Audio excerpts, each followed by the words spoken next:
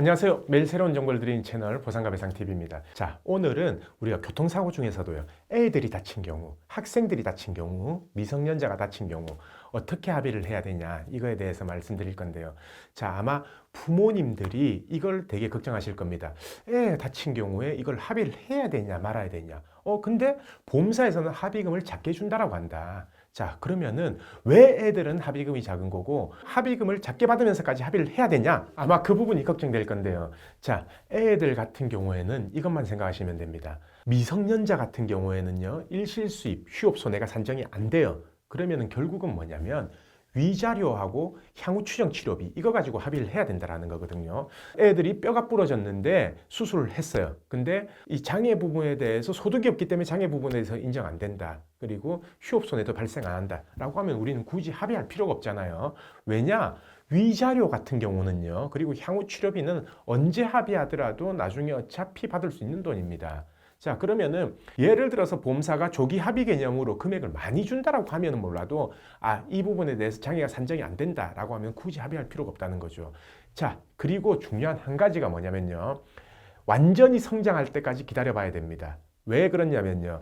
애들 같은 경우에 뼈가 완전히 성장되지 않은 상태에서 골절이 됐어요. 그리고 거기서 뼈가 붙었습니다. 라고 했을 때 나중에 성인이 되고 나서 성장이 끝나고 난 후에는요, 반드시 뭘 체크를 해봐야 되면은 양쪽 다리의 길이 등을 꼭 체크를 하셔야 된다라는 얘기죠.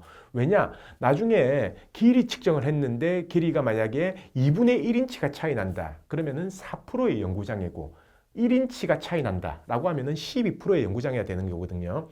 자, 우리 사건 같은 경우에 이런 거 되게 상담 많이 들어옵니다. 그리고 그 상담으로 인해서 제가 엑스레이를 받아본 결과 실제로 그렇게 길이 차이 나는 경우가 많아요. 그때 당시에는 모릅니다.